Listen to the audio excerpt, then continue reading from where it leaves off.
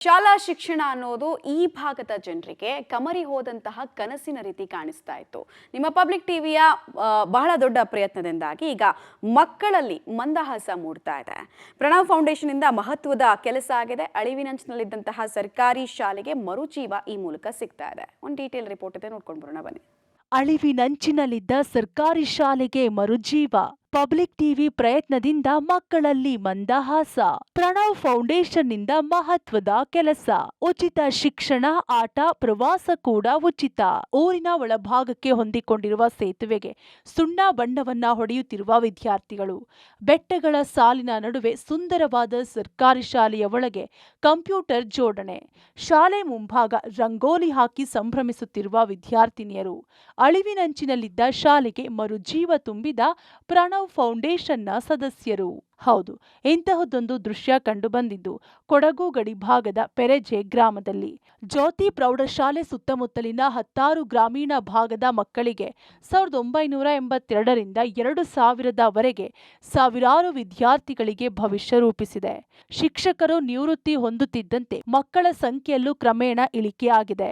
ಇದರಿಂದಾಗಿ ಶಾಲೆ ಮುಚ್ಚುವಂತೆ ಶಿಕ್ಷಣ ಇಲಾಖೆ ಆದೇಶ ನೀಡಿತ್ತು. ಆದರೆ ಹಳೆ ವಿದ್ಯಾರ್ಥಿಗಳು ಹೇಗಾದರೂ ಮಾಡಿ ಶಾಲೆಯನ್ನ ಉಳಿಸಿ ಮಕ್ಕಳ ಭವಿಷ್ಯಕ್ಕೆ ದಾರಿಯಾಗಲಿ ಎಂದು ಪಬ್ಲಿಕ್ ಟಿವಿಗೆ ಮನವಿ ಮಾಡಿದ್ರು. ಅದರಂತೆ ಪ್ರಣವ್ ಫೌಂಡೇಶನ್ ಸದಸ್ಯರನ್ನ ಸಂಪರ್ಕಿಸಿದ ಪಬ್ಲಿಕ್ ಟಿವಿ ಶಾಲೆಯ ಪರಿಸ್ಥಿತಿ ಬಗ್ಗೆ ವಿವರಿಸಿದ್ರು. ಇನ್ನು ಪ್ರಣವ್ ಫೌಂಡೇಶನ್ ಸದಸ್ಯರು ಶಾಲೆಯ ಸಂಪೂರ್ಣ ಚಿತ್ರಣವನ್ನೇ ಬದಲಾಯಿಸಿದ್ದಾರೆ. ಕೊಡಗು ಮತ್ತು ದಕ್ಷಿಣ ಕನ್ನಡದ ಗಡಿ ಭಾಗವಾಗಿರ್ತಕ್ಕಂತಹ ಪೇರಾಜೆ ಗ್ರಾಮದಲ್ಲಿ ಒಂದು ಶಾಲೆ ಸಂಪೂರ್ಣವಾಗಿ ಅಳಿವಿನಂಚಿನಿಗೂ ತಲುಪಿತ್ತು ಮತ್ತು ಮುಚ್ಚುವ ಸ್ಥಿತಿಗೂ ತಂದಿತ್ತು. ಪಬ್ಲಿಕ್ ಟಿವಿ ಈ ಶಾಲೆಯ ಬಗ್ಗೆ ಪ್ರಣವ್ ಫೌಂಡೇಶನ್ ಅವರಿಗೆ ಮಾಹಿತಿಯನ್ನು ನೀಡಿದಂತಹ ಸಂದರ್ಭದಲ್ಲಿ ಇಲ್ಲಿರ್ತಕ್ಕಂಥ ಪ್ರಣವ್ ಫೌಂಡೇಶನ್ ಅವರು ಶಾಲೆಗೆ ಬಂದು ಖುದ್ದು ಈ ಶಾಲೆಯ ಪರಿಸ್ಥಿತಿಯ ಬಗ್ಗೆ ವಾಸ್ತವ ಅಂಶವನ್ನು ಅರಿತುಕೊಳ್ತಾರೆ. ಇಲ್ಲಿ ಈ ಶಾಲೆ ಮುಚ್ಚಲಿಕ್ಕೆ ಕಾರಣ ಇಲ್ಲಿ ಶಿಕ್ಷಕರ ಕೊರತೆ ಒಂದಷ್ಟಿರುತ್ತೆ. ಮಕ್ಕಳ ಹಾಜರಾತಿ ಸಂಖ್ಯೆ ನೋಡಿದ್ರೆ ಕೇವಲ 30ರಿಂದ 35 ಮಕ್ಕಳ ಹಾಜರಾತಿ ಸಂಖ್ಯೆ ಇರ್ತಿತ್ತು. ಆದರೆ ಇವರು ಈ ಒಂದು ಏನು ಪಬ್ಲಿಕ್ ಟಿವಿ ಒಂದು ಮಾಹಿತಿಯನ್ನು ಹೇಳ್ತದೆ, ಈ ಶಾಲೆ ಈಗ ಮುಚ್ಚುವಂಥ ಸ್ಥಿತಿ ಇದೆ, 10 ಮಕ್ಕಳುಗಳಿಗೆ ಸಮಸ್ಯೆ, ಶಿಕ್ಷಣದಿಂದ ವಂಚಿತರಾಗ್ತಾರೆ ಅಂತ ಏನು ಮಾಹಿತಿ ನೀಡಿದ್ವಿ, ಯಾವುದೇ ಖಾಸಗಿ ಸಂಸ್ಥೆಗಳಿಗೂ ಕಡಿಮೆ ಇಲ್ಲ ಅನ್ನೋ ರೀತಿಯಲ್ಲಿ ಶಾಲೆಯ ಚಿತ್ರಣವೇ ಬದಲಾವಣೆ ಮಾಡಿರ್ತಕ್ಕಂಥದ್ದು ಕೂಡ ನಾವಿಲ್ಲಿ ನೋಡ್ಬೋದು. ಯಾಕಂದರೆ ಆ ಮಾದರಿಯಲ್ಲಿ ಸಂಪೂರ್ಣವಾಗಿ ಈ ಪೇಂಟಿಂಗ್ ಮಾಡೋದಿಂದ ಹಿಡಿದಿರ್ಬೋದು ಅಥವಾ ಒಳಗಡೆ ಆ ಮಕ್ಕಳುಗಳಿಗೆ ಇವತ್ತಿನ ಖಾಸಗಿ ಸಂಸ್ಥೆಯಲ್ಲಿ ಕೊಡುವಂತಹ ಶಿಕ್ಷಣ ಏನಿದೆ, ಆನ್ಲೈನ್ ಶಿಕ್ಷಣ, ಮಾನಿಟರ್ ಅಥವಾ ಲ್ಯಾಪ್ಟಾಪ್ ಇವೆಲ್ಲವೂ ಕೊಟ್ಟು ಪ್ರಾಜೆಕ್ಟ್ ವರ್ಕ್ ಈ ರೀತಿಯಲ್ಲೂ ಕೂಡ ಕೊಡ್ತಾ ಇರ್ತಕ್ಕಂಥದ್ದು.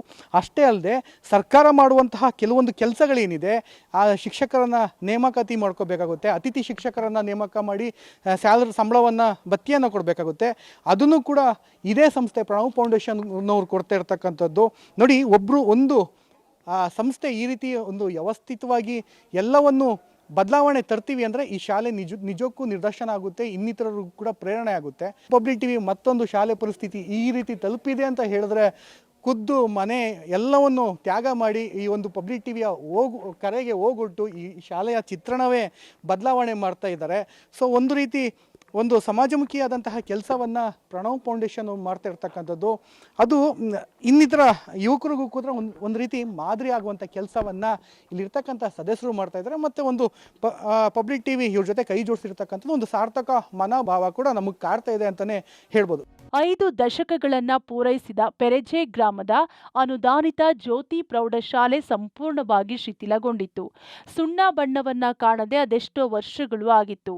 ಈ ಶಾಲೆಯನ್ನ ಮೇಲ್ದರ್ಜೆಗೆ ತೆಗೆದುಕೊಂಡು ಹೋಗಬೇಕೆಂದು ಶಿಕ್ಷಣ ಇಲಾಖೆಯ ಅಧಿಕಾರಿಗಳು ಗ್ರಾಮಸ್ಥರ ಸಹಕಾರದಿಂದ ಶಾಲೆಯನ್ನ ದತ್ತು ಪಡೆದ ಪ್ರಣವ್ ಫೌಂಡೇಶನ್ನ ಸದಸ್ಯರು ಖಾಸಗಿ ಶಾಲೆಗಳಿಗಿಂತ ಈ ಶಾಲೆ ಕಡಿಮೆ ಇರಬಾರದು ಎಂದು ಆಧುನಿಕ ಟಚ್ ನೀಡಿದ್ದಾರೆ.